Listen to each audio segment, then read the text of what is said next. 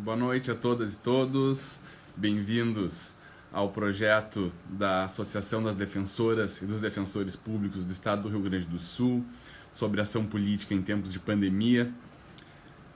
Hoje vamos receber a deputada Maria do Rosário na segunda live desse encontro, e na última semana tivemos o colega Clóvis também fazendo uma abordagem com o deputado Gabriel Souza, e temos então, vamos só aguardar a nossa convidada ingressar para que a gente possa iniciar o debate.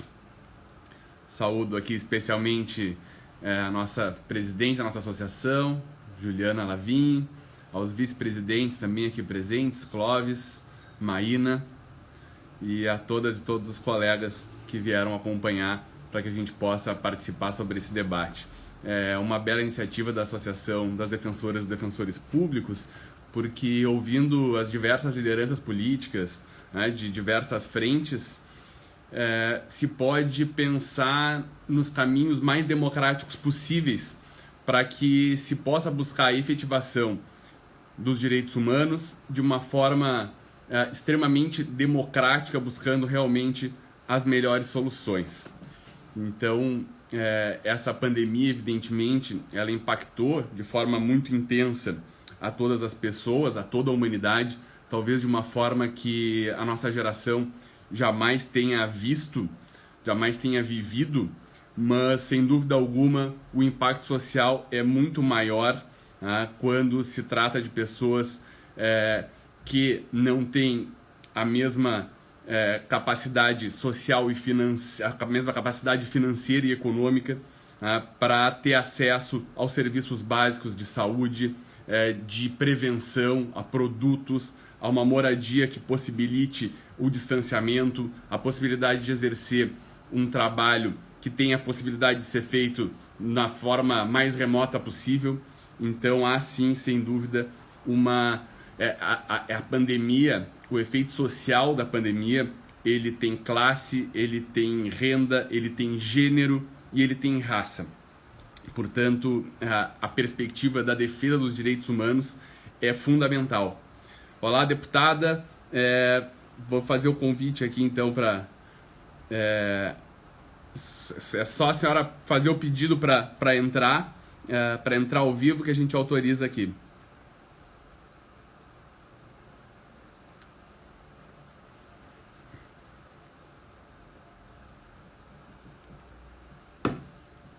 Só falta o ingresso aqui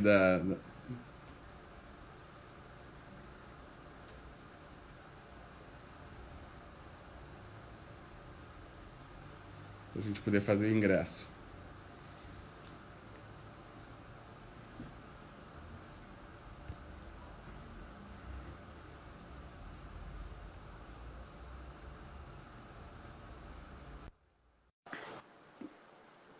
Só aguardar a nossa convidada. Olá, prazer imenso. Nossa, tudo bem? Prazer nosso lhe receber aqui nessa live desse projeto maravilhoso da Associação das Defensoras e dos Defensores Públicos do Estado do Rio Grande do Sul, para debater essa temática tão importante referente às ações políticas nos tempos de pandemia. Seja bem-vinda, é uma honra para nós, defensoras e defensores, para mim pessoalmente, ter esse debate com a senhora, que é uma incansável defensora dos direitos humanos que são a missão constitucional, a razão de existir da Defensoria Pública, e que pautam a nossa atuação como efetivamente uma missão de vida, muito mais do que apenas um mandamento constitucional. Desejo as boas-vindas em nome da Associação das Defensoras e dos Defensores Públicos. Espero que possamos aproveitar o máximo possível desse debate sobre pandemia, sobre direitos humanos, sobre política, e estamos aqui realmente muito satisfeitos em recebê-la. Muito obrigada pelo convite, estou muito satisfeita em participar, à disposição de todos e todas que estiverem nos acompanhando, e eu concordo com esse aspecto sobre dimensionar os direitos humanos como uma missão de vida. Eu acredito nos direitos humanos como uma perspectiva ética da nossa atuação onde quer que nós estejamos. E a Defensoria Pública, ela é fundamentada, a sua existência tem a ver com o Estado de Direito, com o cumprimento desse princípio. É um prazer para mim estar aqui contigo. Muito obrigada. Nós agradecemos. E vinha falando sobre o impacto social dessa pandemia, que tem, evidentemente, que afeta e assola toda a humanidade, mas o impacto social ele é mais intenso a depender da renda, da classe social, do gênero, da raça. Porque, lembrando o que dizia Walter Benjamin, né? Para os oprimidos, o estado de exceção é permanente. Agora, nas grandes crises, esse estado de exceção, essas graves violações de direitos humanos, elas se ampliam ainda mais justamente sobre os oprimidos e sobre as oprimidas. Então, nesse contexto, cresce a importância da ação política para resguardar o direito à vida, o direito à moradia, à alimentação, à paz. E essa também é a missão do Poder Legislativo, que deve atuar para buscar garantir esses direitos em abstrato, e é isso que vai fundamentar também a atuação da Defensoria Pública para que efetive, que concretize esses direitos, especialmente para a população mais vulnerável. E aí eu abro, deputada, lhe fazendo uma pergunta: quem mais sofre com a pandemia? Os mais abandonados socialmente, eu não tenho nenhuma dúvida disso. E no Brasil, isto coincide. Há um perfil no Brasil, porque o desenvolvimento do Brasil, toda a nossa história, o desenvolvimento nacional, está assentado sobre a desigualdade.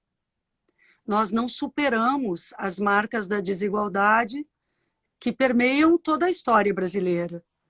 Por isso, mesmo que a história não seja um todo linear, onde causa e efeito se relacionam de uma forma inexorável, pré-definida, porque nós somos sujeitos da história, justamente aqueles e aquelas que não têm a oportunidade de serem sujeitos da história, como classe, como grupo social, como agrupamentos sociais, porque pertencentes a agrupamentos mais atingidos ao longo da história, estes são mais atingidos no momento da pandemia. Eu avalio que a pandemia trouxe de forma ainda mais cruel essa desigualdade, porque aqui se trata de viver ou estar sujeito a perder a vida, e mesmo morrer.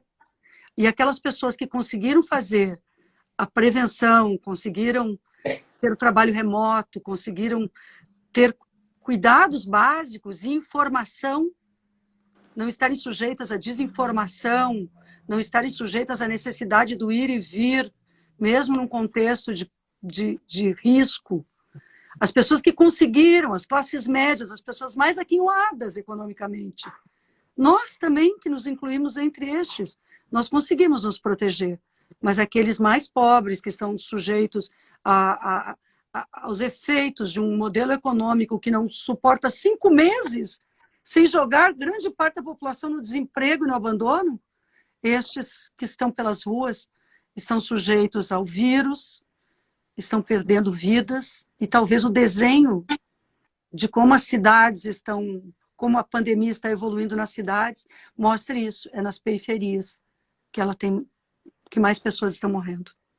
E, deputada, a senhora falou sobre igualdade, que me parece que talvez seja fundamental que a gente trate desse conceito, do campo semântico do que seria igualdade, porque, bom, democracia, se a gente for trabalhar com um conceito material, um conceito efetivo de democracia, não só aquele conceito formal de simplesmente se possibilitar uma votação, mas sim de influenciar nas decisões, de representatividade, de atuação nas comunidades, de representatividade dos movimentos sociais, de representatividade de todas as pessoas, independentemente de gênero, de condição social, participação, efetividade e condições materiais de efetivamente ter essa participação com os seus direitos fundamentais básicos garantidos. E aí, dentro dessa perspectiva, no nosso sistema, evidentemente que é fundamental, é essencial que diversas formas de resguardo dos direitos fundamentais sejam feitas através dos serviços públicos. Serviço público de saúde, por exemplo, através pelo SUS, serviço de assistência judiciária gratuita pela Defensoria Pública, serviços de assistência social.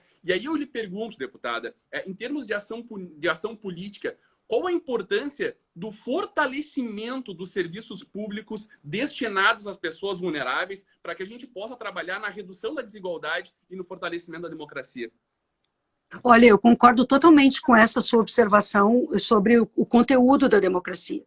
A democracia não é uma palavra vazia, ela foi sendo desenhada e ela articula, assim como a expressão de direitos humanos, qualidades e características sem as quais ela não é democracia.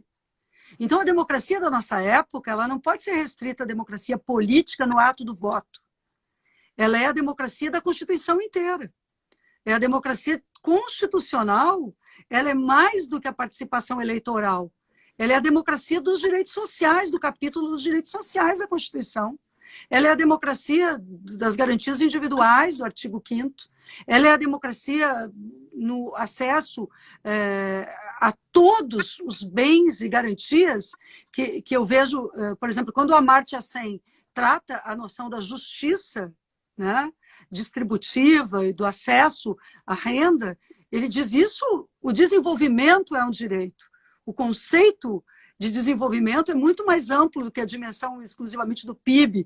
Nós passamos a ter uma visão de desenvolvimento humano associado, que vai muito além do crescimento econômico, que passa pelo crescimento econômico, sem dúvida, mas se o crescimento econômico for feito exclusivamente concentrando a renda, nós não teremos uma democracia efetiva. Então, o que eu percebo é que num país como o Brasil, em todos os países do mundo, né, onde há um estado de bem-estar social que foi constituído, mesmo em crise no último período, mesmo atacado por diferentes formas, mas onde o Estado construiu uma noção de bem-estar social como uma responsabilidade distributiva para assegurar acesso a bens, serviços e rendas, nós temos uma democracia com mais qualidade. Onde o Estado se faz ausente disto, a democracia tem menos qualidade. E no Brasil, a Constituição de 88 nos deu as pistas. É ela que criou o SUS. Imagina a gente agora, doutor Mário, sem o Sistema Único de Saúde. Ainda bem que ele conseguiu, ainda bem que não conseguiram destruir o SUS a tempo, porque o SUS está na mira há quanto tempo?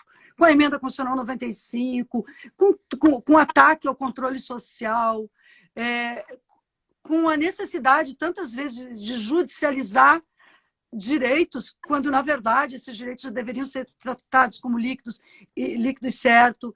Então, o que eu observo é que um país como o Brasil, com o histórico de desigualdade que antes a gente falava, sem o Estado não tem condições de superar. É o Estado que deve assegurar. O Estado deve, portanto, assegurar, como diz a Constituição, é dever do Estado. Quantas vezes nós lemos na Constituição? Por exemplo, na educação está muito presente isso, não é? É dever do Estado, direito da cidadania, né? Direito de todos e de todas. Na saúde também. É dever do Estado. Inclusive, destaco quanto ao dever do Estado na área de saúde, no título e no capítulo destinado ao Sistema Único de Saúde, que a Constituição nos traz o seguinte elemento: o dever do Estado não é apenas garantir o atendimento através de uma rede, é dever do Estado articular a rede nacional. E este governo federal, hoje, é dirigido de forma a destruir a articulação federativa do Sistema Único de Saúde. Então, ele incorre, do meu ponto de vista, por isso eu assino um pedido de impeachment do atual presidente, assino e estou convicta que ele está cometendo crime de responsabilidade. Por quê? Por vários motivos, mas sobretudo por este. Porque em meio à pandemia, ele destruiu o Comando Nacional do SUS. O Ministério da Saúde não tem um médico, uma médica, uma enfermeira, que são profissionais de igual capacidade da gestão, uma enfermeira, um enfermeiro. Não há ninguém da área técnica hoje no Ministério da Saúde. O Tribunal de Contas da União já indicou, e nós estamos diante de mais de 110 mil mortos. Então, a inteligência na saúde pública do Brasil, que deveria estar chamada a agir, as universidades, nós não podemos ficar na mão quando se trata da vida de pessoas que não têm conhecimento e que ocupam o Ministério da Saúde hoje por indicações políticas lamentáveis, desvalorizando servidores de carreira. Respeito tremendamente as Forças Armadas do Brasil, mas os militares que estão na titularidade do Ministério da Saúde não têm nenhuma experiência em saúde pública, em sistema único, em gestão da saúde, em rede de atendimento, e está desorganizado o sistema. Cada estado está fazendo o que pode quando há uma guerra contra governadores, contra governos, contra prefeituras, e o povo brasileiro perdendo tanto em relação a isso. E estava pensando aqui, deputada, a senhora falava sobre essa questão da importância do serviço público e do SUS e como os serviços públicos estão conectados. Veja que a importância da atuação da força da Defensoria Pública com um atendimento humanizado e com muita qualidade técnica na defesa dos interesses jurídicos das assistidas, dos assistidos, seja na atuação individual, na solução dos problemas individuais, seja na atuação coletiva, na defesa de pautas de direitos humanos, como, por exemplo, na atuação na saúde, que é fundamental. A Defensoria Pública ajuiza diariamente diversas ações de saúde, garantindo o direito à vida, o direito a um tratamento adequado, o direito a uma cirurgia, o direito a uma consulta, a recepção de um medicamento. E isso efetiva o direito à vida das pessoas. E isso é essencial para que se tenha o mínimo de igualdade para que pessoas que não têm condições de arcar com tratamentos de saúde que são essenciais para a sua vida possam sobreviver e ter uma qualidade de vida mínima. Então são conectados. Você tem o SUS, e aí quando há a ineficiência, quando há a insuficiência do serviço de saúde, a pessoa recorre à Defensoria Pública, que vai então judicialmente ajuizar para garantir esse direito. Ou vai trabalhar coletivamente, em coordenação com o poder público, em coordenação com o Estado do Rio Grande do Sul, com os municípios, para justamente obter uma melhora no atendimento universal à saúde, para evitar, inclusive, a necessidade de ajuizamento de demandas individuais. Seja uma instituição autônoma, independente, que não tem, que busca, então, a efetividade desses direitos para as pessoas mais vulneráveis. Mas veja, deputado, uma outra temática que vem nos preocupado muito, que também é uma atuação muito relevante da Defensoria Pública, aliás, vem sendo muito debatida recentemente, que remete à questão da violência de gênero. A Defensoria Pública tem também por missão e faz um trabalho muito importante. Nós temos aqui, por exemplo, o Centro de Referência em Direitos Humanos, via recentemente a presença da colega querida Alessandra Kines, que foi uma das criadoras, acho que inclusive que a senhora participou, né, da criação desse centro que atende as vítimas de violência doméstica e familiar numa perspectiva interdisciplinar, com atendimento psicológico, com atendimento social, um atendimento extremamente humanizado, acolhedor, que possibilita, então, uma alternativa fora do sistema penal, fora daquela ideia de punição, que é outro problema atual da pandemia e que é um problema estrutural do nosso país, esse superencarceramento. Então, fora dessa perspectiva, trabalhando também com oficinas, orientando as pessoas de ambos os gêneros sobre a importância do combate à violência de gênero. Mas veja, deputada, na pandemia, talvez possivelmente em função do confinamento, houve um aumento da violência doméstica e familiar contra a mulher.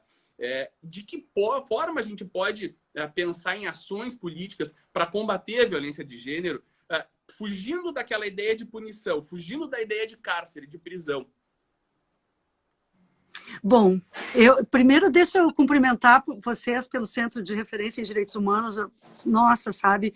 Porque nós começamos isso, eu me sinto integrada, porque estava no Ministério quando começamos, e o nosso objetivo era justamente integrar as redes de atendimento e produzir respostas efetivas para as pessoas.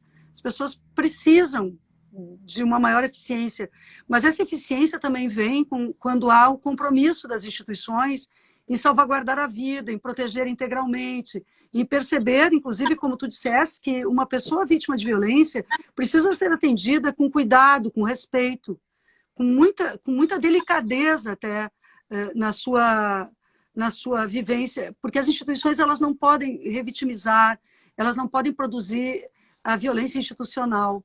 Então, quando a gente trabalhou juntos, a ideia, por isso, muitos lugares depois parou os centros, né? Porque parou o financiamento, parou o apoio, mas aqui no Estado seguiu pelo compromisso. Então, muito obrigada, sabe, por pela instituição Defensoria Pública, ter esse grau de compromisso, de seriedade que a gente observa, e é um trabalho tão lindo. Agora, eu consegui aprovar uma lei neste ano, agora, já durante a pandemia, nesse período, uma lei sobre o funcionamento e as garantias da Lei Maria da Penha e da proteção também do Estatuto da Criança e do Adolescente, do Estatuto do Idoso e da Lei Brasileira de Inclusão. Também foi esse segmento, pessoas com deficiência, idosos e crianças e adolescentes, foram segmentos que, ao longo do debate, acabaram sendo puxados também para dentro da lei, de forma que eu considero bastante adequada, mas a motivação da lei era ver como a Lei Maria da Penha poderia funcionar no período da pandemia, já que os serviços públicos se encontram em um funcionamento diferenciado. E também que as pessoas não vão denunciar. Vocês sabem bem que grande parte das denúncias de violência contra a mulher, todas elas, uma violência contra a mulher, sempre há famílias sofrendo muito, sempre há crianças que sofrem, né? É muito raro que seja só a mulher. Quando há filhos, as crianças sofrem terrivelmente. E vocês sabem as dificuldades que nós temos tido no Rio Grande do Sul e no Brasil, por exemplo, dificuldades de acolhimento, dificuldades de afastamento do agressor do lar. As medidas protetivas têm sido difíceis de serem implementadas, mas elas são fundamentais. Então, o que essa lei determinou? Determinou a ampliação da medida protetiva de afastamento no caso dela já ter sido tomada. Então, automaticamente, a medida de afastamento ficaria renovada, para não necessitar de nova audiência, enfim, mas a cargo do judiciário, enfim, da decisão, a medida pode ser renovada. Agora, além disso, a denúncia pode ser feita por telefone, por WhatsApp, por canais diferentes e pelo Disque 180. Mas o atendimento à vítima mulher tem que ser feito presencial. Porque isso foi importante colocar na lei. Porque as mulheres, elas não estão indo às delegacias, elas não estão indo à unidade de saúde. Então, nós nos demos conta que a violência contra a mulher aumentou pela forma mais absurda, que é o feminicídio. Em boa parte dos estados, as mulheres não estão conseguindo chegar na delegacia, porque elas raciocinam com a ideia de que, bom, há um vírus, não é possível ir, e elas só vão no limite. No limite do que até das ameaças de morte. Então, a lei cria mecanismos para que a mulher possa fazer a denúncia de onde estiver, usando o telefone, usando a internet, mas a polícia tem que ir até onde ela está. Porque sem atendimento também não há condição de acolhimento das necessidades dela e de tomar-se medidas efetivas. Então, acho que essa lei, ela poderia estar melhor encaminhada também no sentido do cumprimento dela, mas ela também acabou ficando sob a responsabilidade dos estados. Quando nós definimos que o Disque 180 e o Disque 100 deveriam se conectar de imediato com as estruturas dos estados para atender mulheres vítimas e atender principalmente antes de chegar à vitimização da mulher, antes da mulher ser vítima de violência. Agora, eu creio que eu fiquei satisfeita com o conteúdo da lei, foi construído por pessoas aqui do Rio Grande do Sul, pela Télia Negrão, pela doutora Rúbia, que nós conhecemos também, ela fez a escrita da lei, e do projeto, e 35 deputadas assinaram como coautoras. Só por isso nós conseguimos. Porque é um momento muito difícil do Brasil, mas nós não... A efetividade dessa lei, eu sinceramente tenho que dizer a quem está nos assistindo que eu lamento, porque quem coloca a lei em prática é o Poder Executivo. É o Poder Judiciário, é o Poder Executivo, né? São as estruturas de justiça e as estruturas do Poder Executivo. E nós, no Legislativo, temos muito pouco poder sobre isso. Então, me dá uma tristeza muito grande ser autora de leis e não ver as leis serem cumpridas, justamente por não ver a efetividade dos poderes atuando de forma integrada no Brasil de hoje. Agora, que importante, deputada, me chama a atenção, mais uma vez, a importância, efetivamente, do fortalecimento do serviço público e que bom que a Defensoria Pública pode fazer a sua parte e atuar, então, em todo o estado do Rio Grande do Sul, os defensores do estado atuam com afinco, dando prioridade para essa matéria, dando prioridade para esse atendimento humanizado, mas especialmente aqui em Porto Alegre, com o Centro de Referência de Direitos Humanos, que está com atendimento presencial. E interessante a sua perspectiva acerca da interseccionalidade. A defesa dos direitos humanos ela tem que se dar a partir da perspectiva da interseccionalidade.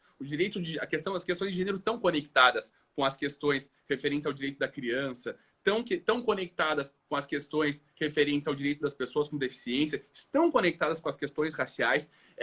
Não há possibilidade de você trabalhar isoladamente as pautas de direitos humanos. E aí cresce ainda mais a importância de que no debate político se tenha a consciência, e aí é importante o trabalho que a ADPERS desenvolve, que as associações classistas desenvolvem, de demonstrar para a classe política a importância de que o investimento que é feito no serviço público não é gasto público.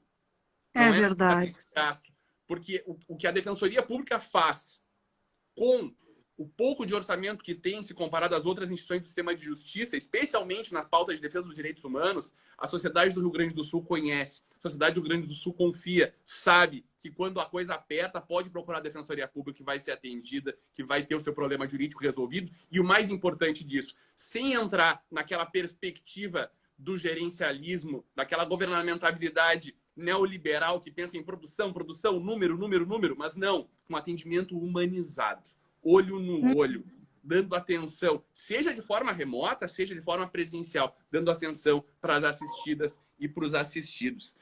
Mas queria lhe parabenizar por essa perspectiva da interseccionalidade que estava há alguns dias atrás, inclusive, estudando essa sua alteração na Lei Maria da Penha, e me chamou muito a atenção na redação essa ideia da interseccionalidade que Sim. é muito importante e bem trazida na literatura, mas que vem sendo efetivada na questão política. Mas, deputada, chegou... Há pouco eu percebi que ingressou uma querida colega de mestrado, colega Dominique, que essa semana, Dominique Goulart, ela é uma advogada ativista da ONG Temes Direito e Justiça, com vários trabalhos importantes. Essa semana publicou um artigo no jornal Zero Hora sobre um fato muito triste, um fato que causou preocupação, que causou uma reflexão importante. Porque, bom, nessa última semana, esses últimos dias, se houve a notícia, infelizmente, de uma menina de 10 anos de idade, vítima de um estupro de vulnerável, que sofreu inúmeras formas de violência para ver efetivado o seu direito de interrupção da gravidez, que é garantido, nesse caso, pelo artigo 128 do Código Penal. Então, infelizmente, a discussão naquela situação ela não girou em torno da terrível violência decorrente desses estupros, né? Mas sim em razão do seu aborto humanitário. A minha pergunta é o que isso demonstra sobre o momento atual do debate acerca do machismo estrutural na sociedade brasileira? Chamou muito a atenção que essa criança e a sua família estão entrando no programa de proteção a testemunhas e vítimas de violência. Ou seja, elas vão ter que sair do lugar onde moram, vão ter que ir para um outro lugar, vão perder conexões e contato com família estendida, né? Ela vai ter que se esconder, quando na verdade ela é a vítima. E o estuprador, quem cometeu esse ato cruel e criminoso, que é um crime hediondo contra ela, está preso. E tem que estar. Agora, então não é ele, não é este que está ameaçando essa criança. Então por que a criança precisa entrar no programa de proteção à testemunha e vítimas? Quem está ameaçando essa criança agora? De onde vem a ameaça? A ameaça vem de quem expôs o seu nome. De quem não respeitou. Ela já sofreu tanto e ainda sofre mais? Isso não é justo. Isso é indigno. Isso fere a lei, fere a ética. Doutor Mário, eu trabalhei minha vida inteira no enfrentamento à exploração sexual de crianças e adolescentes. Essa é a minha origem de luta nos direitos humanos. Tanto aqui no Estado, né? Quanto depois, quando eu fui relatora da CPI mista contra a exploração sexual de crianças e adolescentes. E ali, ao ser relatora, nós nos demos conta, parte do meu relatório, o último capítulo do meu relatório sobre a cultura jurídica E no relatório, que é de 2004, nós escrevemos as medidas que deveriam ser tomadas. Quando eu visitei com a CPI, presidida pela Patrícia Saboia, como relatora, eu fui a 21 estados brasileiros e me dei conta que a legislação brasileira estava toda errada, porque o Código Penal de 1940, ele trazia ainda o estupro como crime contra a honra, contra a moral, os costumes. E quando eu entrei na faculdade ainda era assim.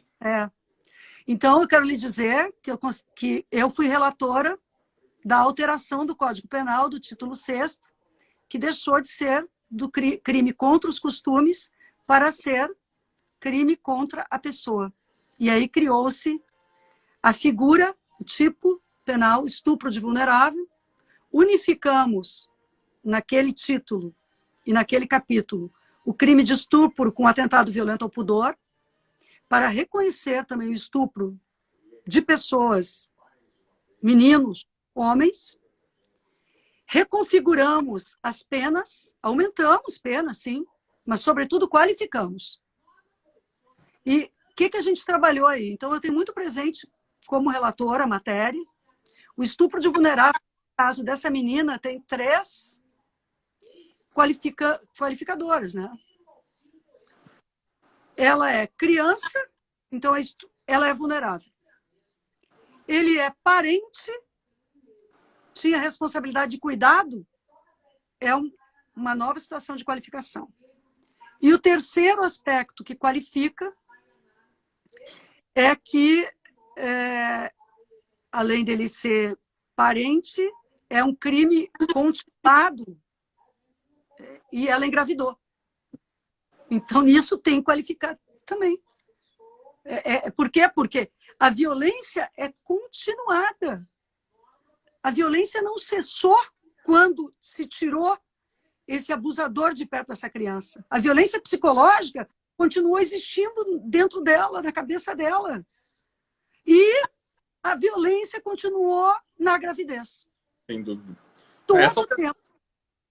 Essa sua alteração do projeto de lei do Código Penal foi da sua autoria, foi muito importante, esclarecendo qual é o bem jurídico efetivamente tutelado, né? Que não poderia ser a honra, e sim a dignidade sexual, enfim, entrou no capítulo... A dignidade e a liberdade, passou Exato. a ser. Porque a gente se deu conta, doutor Mário, que eu tive, por exemplo, numa cidade, Goiás Velho, naquele período, cujo prefeito, à época, ele chamava e tinha, por um hábito dantesco e cruel, horrendo, ele abusava sexualmente de meninas que eram virgens e casava as meninas com pessoas da cidade, porque ele era uma espécie de chefe econômico.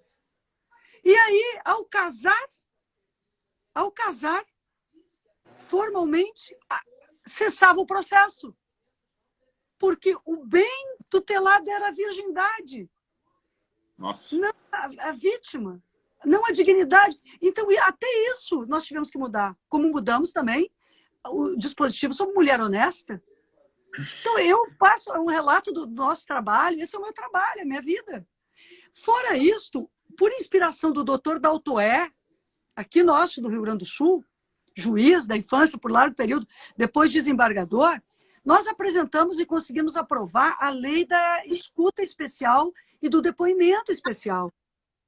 E esta lei diz claramente, assim como o Estatuto da Criança e do Adolescente e o próprio Código Penal, que a imagem, a identidade da vítima ninguém pode dispor dela.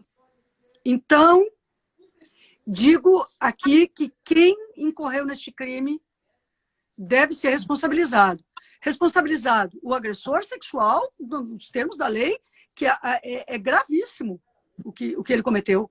Como disse, ninguém aqui defenderá que ele tenha qualquer liberalidade em relação ao crime de estupro. Por que eu digo isso? Porque às vezes confundem a defesa dos direitos humanos como se nós aqui... O que nós queremos em relação a quem comete o estupro é que seja responsabilizado nos termos da lei. Ponto final. A pena é o que está no Código Penal. Seja responsabilizado. Agora, o que nós queremos em relação à vítima é muito mais. nós queremos a proteção integral dela, nós queremos todas as possibilidades da sua recuperação, nós queremos que ela esteja atendida em toda a sua dimensão, cercada de proteção. E nós não podemos admitir que outros crimes sejam cometidos, como o cerco a um hospital, como o ataque a uma criança, como a divulgação do seu nome. Isso é um absurdo. E o tema do aborto, da interrupção da gravidez, meus caros e minhas caras, amigas e amigos, eu digo a vocês, isso também, alguém pode dizer, isso é mais uma condição a que essa criança foi submetida porque o estupro aconteceu. Então, a responsabilidade disso, e por isso o agravante, é do estuprador. Mas não é possível arrebentar o corpo, não é possível olhar para uma criança de 10 anos e pensar que criança pode. Não é possível. Se uma mulher adulta tem o direito definido à interrupção da gravidez, na medida que o estupro acontece porque ela não tem condições psíquicas, porque não é possível suportar a dor do estupro continuada. Vocês imaginem uma criança que não tem sequer o corpo formado. Então, eu acho assim, é de uma violência o que as pessoas fizeram com essa menina. É abominável o que estão julgar. E dois pontos chamam a atenção aqui, deputada, me parece. Primeiro, chegar ao ponto de se deslocar o debate, em vez de estar se discutindo o problema endêmico do estupro, da violência, o que se discute é a possibilidade do aborto nessa condição. Se houvesse debate de aborto, o que deveria estar sendo debatido seria o direito de escolha, não em situações de estupro. Isso está permitido pelo Código Penal. A pauta deveria estar sendo o direito das mulheres decidirem ou não pela interrupção da gravidez. Quais critérios poderiam ter. Mas será que a gente tem clima político para discutir isso no Brasil? O pessoal tocou num ponto muito importante sobre defesa de direitos humanos. Depois eu queria retomar um pouco a questão do encarceramento, mas a defesa dos direitos humanos... Eu só queria fazer uma referência aqui de que uma menina de 10 anos, ela nem deveria saber o que é... Ela nem deveria viver o ato sexual, e nem é um ato sexual, a violência sexual. Ela não deveria saber sobre a gravidez ou sobre o processo, e ela não deveria estar grávida, e ela não deveria fazer o aborto, mas é todo um contínuo. Entendeu? Ela não sabe o que é a gravidez. Ela não sabe o que é o aborto totalmente. Vamos conversar com qualquer psicanalista para tratar sobre isso. Isso é impossível, colocar uma responsabilidade desse tamanho sobre uma criança. E quem o faz só pode agir. E o pior é a utilização política desse tema. Isso é uma vergonha. A perseguição às mulheres em relação ao aborto é uma vergonha. Mas o que aconteceu em relação a este caso é uma vergonha absurda. Ultrapassa toda a dimensão ética. Mas, deputada, a senhora tocou num tema muito importante sobre a distorção do campo semântico do conceito de direitos humanos, né? Porque, veja, a defesa dos direitos humanos deveria ser uma pauta de todas e de todos, de todas as pessoas, de todo ser humano. Mas a gente vê, de uma forma paradoxal, um reducionismo desse campo semântico, como se a defesa dos direitos humanos fosse dirigida a um grupo ou alguns grupos, enfim. E aí vem um desafio, né, que me parece pautado por quem defende os direitos humanos. E a Defensoria Pública tem um trabalho muito interessante de educação em direitos, um trabalho de disseminação de informação sobre direitos humanos feito em todo o estado do Rio Grande do Sul. Vejo várias defensores com várias palestras, indo nas comunidades, comunicando, conscientizando. E essa comunicação ela tem um efeito muito interessante, porque efetivamente gera um impacto real na vida das pessoas. Agora, isso é feito no corpo a corpo, a Defensoria Pública faz isso, a Defensoria Pública se comunica, talvez das instituições seja a que mais tem capacidade de comunicação com a população em geral. A Defensoria Pública entra em qualquer lugar, conversa com qualquer pessoa, é bem recebida em todos os espaços, todos os ambientes, por isso é um dos grandes orgulhos que nós temos. Nós entramos em qualquer lugar, entramos em qualquer espaço e temos essa abertura porque a comunidade, a população reconhece o nosso trabalho. E funciona. no corpo a corpo. Mas isso não é suficiente. A pergunta que eu faço para a senhora, e talvez o campo político tenha mais capacidade de alcance em termos de comunicação, mas como comunicar de uma forma clara, direta, compreensível, a importância da defesa dos direitos humanos a todas as pessoas e por todas as pessoas, independentemente do campo político, do campo ideológico, independente da... Isso não pode ter a ver com a ideologia econômica. Claro, muitas vezes a política econômica oprime, isso é um ponto importante, mas avançando um nível no debate, pelo menos no campo da intenção, a defesa dos direitos humanos deveria ser uma pauta de todas e de todos. Como é que a gente pode trabalhar para comunicar isso, para que isso não vire um embate eleitoral, um embate partidário, e sim seja uma pauta comum de todas e de todos?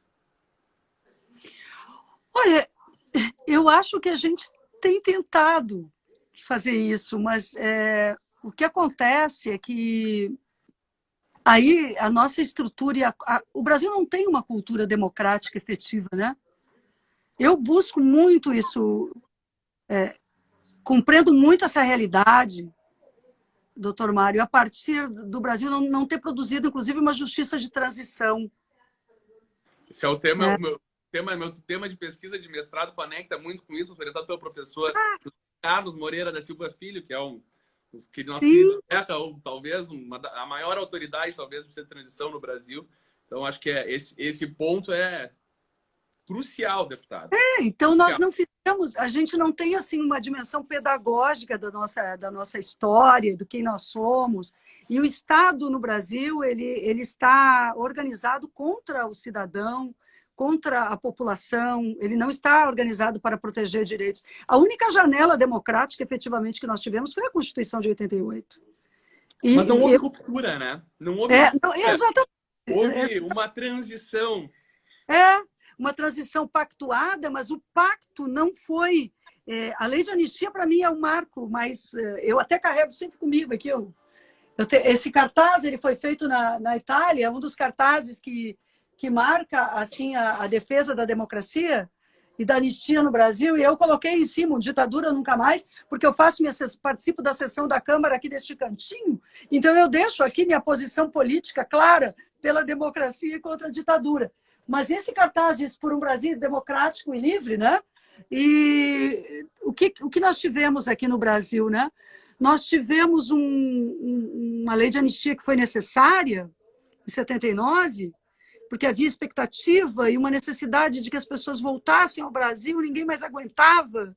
Mas era aquilo, a ditadura fez, o Geisel falou naquela transição lenta, gradual e segura, e a transição brasileira é a mais longa de toda a América Latina. A nossa ditadura foi a primeira a ser instalada e a última a dizer adeus, e ela deixou aqui um legado muito perverso, e quando eu digo que não houve uma dimensão pedagógica, é que a gente não refletiu sobre a violência de Estado. E só viemos a fazer a Comissão Nacional da Verdade agora, há pouco tempo, e já num processo de ruptura. Então, aqui, como o Clóvis escreve embaixo, né, a Constituição avançou, mas não tocou no racismo, na escravidão, não tocou em relação ao machismo, eu concordo, não tocou nas estruturas de segurança pública, né? Enfim, e não fazer esta reflexão nos faz um país que não rompe com suas tradições violentas. E pegando um gancho nessa questão, deputada, sobre a ausência de ruptura, isso me parece que está muito conectado. A nossa não justiça de transição e até a forma como foi construída a lei da anistia, né? Anistiando, inclusive, agentes públicos que agiram numa época de estado de exceção, fora da legalidade do estado de exceção. Quer dizer, na excepcionalidade, foram beneficiados pela lei da anistia. Mas, de certa forma, essa ausência de ruptura, fez com que não houvesse uma mudança de cultura nas nossas agências punitivas. E aí, talvez disso se tenha mantido um padrão de violência policial, talvez não naquela forma de violência de perseguição política, utilizando a polícia, mas, bem que, enfim, mas mantendo uma política de violência policial. E nessa política de violência policial, me parece que a solução ela não pode ser com mais violência punitiva, não pode ser simplesmente buscando responsabilizar criminalmente os agentes, mas ao contrário, tá? Conscientizando, trabalhando para trazer os policiais, os agentes, como aliados, para que compreendam, para que tenham a percepção de que também são vítimas dessa política de violência que faz a polícia matar, que faz a polícia morrer, que causa um grande encarceramento e, ao mesmo tempo, uma grande mortalidade de todas as pessoas envolvidas. Como fazer isso? Como fazer essa conscientização, essa humanização da polícia, para que a polícia proteja, mas proteja de uma forma humanizada, evitando mortes e não causando mortes? Eu vou apresentar uma posição totalmente pessoal sobre isso, né? Enfim, sem muita reflexão coletiva, porque eu penso que nós temos que desdobrar isso, então eu não quero passar uma opinião consolidada ou fechada, mas eu creio que nós temos que fazer uma reforma profunda das estruturas de segurança pública no Brasil. Essa reforma deveria ter como base uma mudança, estudos para a formação de uma cultura sobre segurança pública, que a população tivesse mais controle sobre isso, não somente o Estado. Eu acho que é uma esfera que não há nenhum controle público. Vejam, a Constituição de 88 avançou em tanto controle público sobre políticas públicas e na área da segurança não há. E não é um acaso que nós temos uma polícia no Brasil, que entre todas as polícias do mundo, se costuma dizer, é a que mais morre, é a que mais mata. É um ciclo vicioso. É porque ela está formada para o confronto. Ela não está formada para a paz, para a pacificação, para a organização nos territórios, para o vínculo com territórios. Ela é hoje percebida como inimiga, muitas vezes, quando ela tem que ser parte das comunidades. Então, nós deveríamos... O grande programa, que foi pensado, inclusive, pelo ex-ministro, ex-governador Tarso Genro, quando o ministro da Justiça, o Pronace, trabalhava a formação cultural das polícias para buscar essa formação por dentro delas. Eu não sei se em alguns lugares nós temos condições ainda de fazer isso. Naquele período que o ministro Tarso, então, depois veio a ser governador, trabalhava o Pronace, ele tivesse melhores condições de pensar como fazer isso. Mas de lá para cá nós tivemos atos e a integração e a conexão de setores, eu não vou dizer da polícia como um todo, mas a conexão de setores das polícias, por exemplo, do Rio de Janeiro, com a atuação do crime organizado, passou totalmente. Eu trabalhei, por exemplo, no período, tive a oportunidade de entregar para os filhos da juíza Patrícia Scioli, que foi morta no Rio de Janeiro, o Prêmio Nacional de Direitos Humanos, e porque eu estive no Rio de Janeiro naquele período para verificar a situação dos seus filhos, da sua família, e acabou que o inquérito da Polícia Civil indicou 13 PMs como responsáveis pelo assassinato da juíza. Isso faz o quê? 5, 6 anos? De lá para cá, o Rio começou a exportar um modelo que é terrível.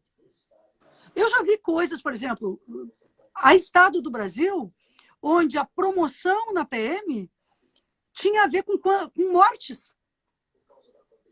Então, quanto mais mata, mais a possibilidade de expansão na carreira.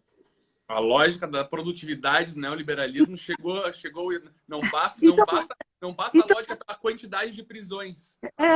Doutor Mário. Esse extremo de organização. Doutor Mário, eu vou lhe dizer uma coisa. A gente está falando de sistemas que não funcionam, de cárceres que não funcionam, mas nós já estamos falando da existência de uma pena de morte, que não há juiz, que são grupos de extermínio. A conexão, portanto, a lógica dos que defendem as milícias, que na verdade são criminosos, nós não podemos aceitar. Isso é extremamente violento.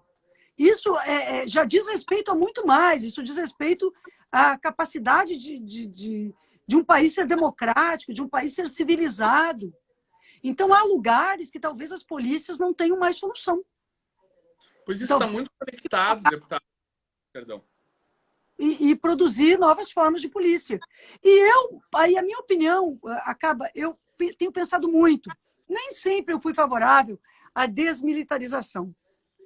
Eu já pensei muito sobre isso, até por conhecer a Brigada Militar, por ter coisas importantes também na nossa Brigada Militar, que me mostravam caminhos assim de que, olha, isso pode ser importante, mas eu vou dizer uma coisa para vocês. Militarismo não convive com a democracia, com a democratização. O sistema militar não permite luzes sobre a instituição. O sistema militar sempre vai estar sob comando das forças militares, de justiça diferenciada, de tribunais militares, e não é possível. Neste caso, nós temos que ter polícias em governos civis. Eu creio que as polícias devem ser civis, com comando, com eixos claros de sustentação, de éticos, mas os crimes praticados por policiais não podem mais ser julgados por justiça militar. Nós deveríamos ter justiça civil para isso. Não é possível. Eu confesso que eu trabalhei anos também no Centro de Referência no Núcleo de Direitos Humanos, no combate. Uma das funções importantes era o combate à violência policial e efetivamente me parece que essa perspectiva é uma perspectiva extremamente relevante, porque realmente o ciclo de violência policial é um ciclo que a gente não consegue identificar a origem, mas quanto mais a polícia mata, mais a polícia morre. Quanto mais violenta é a repressão, mais aumenta a criminalidade. E isso conecta também com a questão do encarceramento. Se a gente for observar os índices de encarceramento do Brasil, eles crescem vertiginosamente nos últimos anos. E o encarceramento em massa do Brasil, especialmente da população negra e jovem e pobre, negra e jovem. Esse é o recorte da população carcerária brasileira, né? Que em seguida vai chegar em 1 milhão de pessoas. Ele se torna ainda mais dramático agora durante a pandemia. Porque, veja, além de... Aqui vi recentemente o colega Thales, aqui presente, nosso parceiro do nosso grupo de criminologia crítica, que estuda essas questões e que volta os olhos da criminologia sobre as instituições, sobre as agências punitivas, né? Ministério Público, Polícia, Judiciário, enfim, e estuda o fenômeno da punição e se verifica que os índices de criminalidade violenta eles crescem junto com os índices de encarceramento. Até porque o encarceramento ele fomenta diversas formas de violência, inclusive a criminalidade organizada. Mas veja, com o coronavírus, com a pandemia, fica ainda pior, fica ainda mais grave o superencarceramento. Veja que se as autoridades sanitárias recomendam um isolamento social, como é que você vai combater uma pandemia em que você precisa de isolamento social com celas superlotadas? Tá? E não se pense que as celas estão superlotadas de criminalidade violenta. Né? Mais da metade da população carcerária brasileira está lá por crimes praticados ou não praticados, sem violência ou grave ameaça. Grande parte da população carcerária está lá presa preventivamente, inclusive em processos que não estão andando, que estão suspensos durante a pandemia e as pessoas continuam presas. Tem muito inocente preso, muito inocente preso. E aí, como é que a gente pode pensar em aliar perspectivas que não prejudiquem a segurança pública, mas que reduzam esse encarceramento em massa, inclusive como um elemento, como uma arma para combater a violência, reduzir o superencarceramento para combater a violência? O que a gente pode pensar em alternativas que não sejam punição? Eu vejo que as medidas mais variadas, não é? Eu não tenho uma resposta objetiva para essa tua pergunta. Eu até acho que... Uma pergunta complexa, né? Você tem várias instâncias. Eu acredito, doutor Mário, que isso é uma equação. Mas o funcionamento do sistema de justiça, com o cumprimento dos prazos, já ajudaria. Eu vou fazer uma sugestão aqui, deputada. Nós precisamos, no Brasil, ter um prazo máximo para a prisão preventiva. Tem que ter um número, tem que ter um prazo fixo. Pois é. Porque tem preso preventivo há 5 anos, deputada. Então, e os juízes dizem, no Brasil não tem prazo fixo para prisão preventiva. Então, se o Congresso Nacional não disser, olha, o prazo é X, as pessoas vão seguir presas preventivamente cada vez por mais tempo. É isso que a gente vê na prática, no dia a dia. E esse já seria o início do debate. Uma solução paliativa, mas que já reduziria um pouco. Revisar a política de drogas, a política de criminalização das drogas. Metade da população carcerária brasileira está lá por tráfico. E não estou falando nem diretamente por tráfico. E não se pense que quem está lá é o grande traficante. Não é. Não é. É o da ponta. A gente sabe. É aquele que é preso em flagrante vendendo na rua. Vendendo droga na rua. Ou não está vendendo droga na rua e é acusado de estar vendendo droga na rua. Isso nada reduz o tráfico de drogas. Certamente que eu vejo que essa situação que nós estamos no Brasil, de termos uma das maiores populações carcerárias do mundo, o nosso modelo faliu. É que o nosso modelo inteiro faliu, está tudo muito conectado, né? A gente fala que as políticas públicas precisam estar conectadas, e aí a gente observa que essa condição que nós nos encontramos, com tamanha população carcerária, sem reduzir índices de violência, isso mostra que nós não somos efetivos. Então, quando eu falo na questão dos prazos, é porque eu realmente acredito que o sistema de justiça não funciona de forma igualitária, democrática, equânime. Olha o próprio Queiroz, né? Aqui, ó, eu recebo um monte de xingamento aqui embaixo. Claro, a maioria está debatendo na boa. Mas assim, ó, os que ficam me xingando aqui, o bandido, os bolsominions que vêm aqui.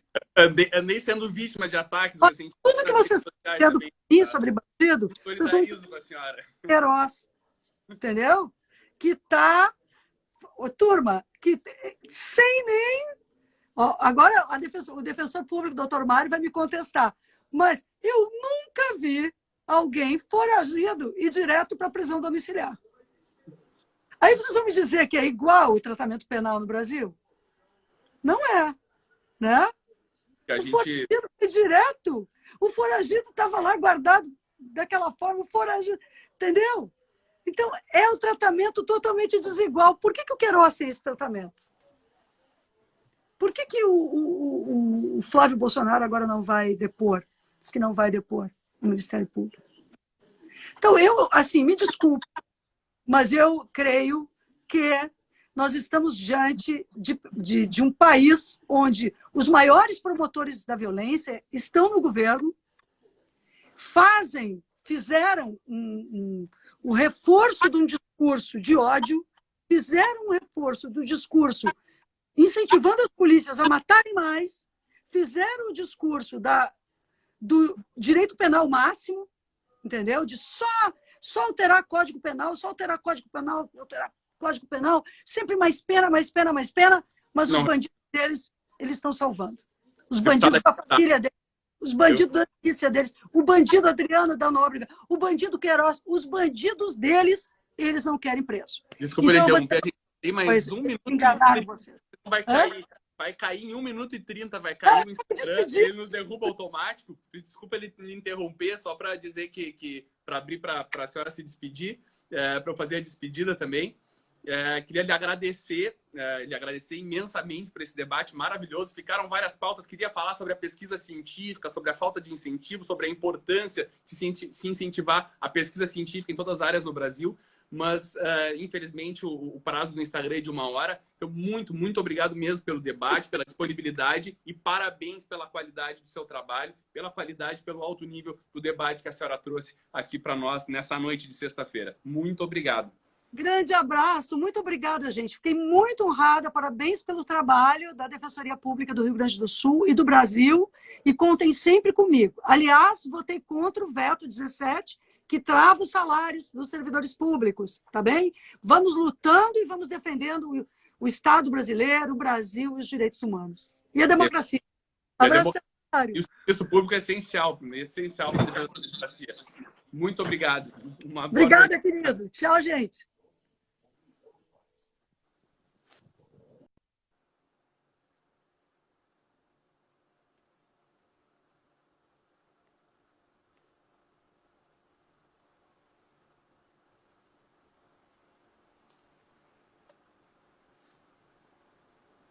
Obrigado a todas e todos pela presença, pela participação. O vídeo vai ficar salvo no IGTV.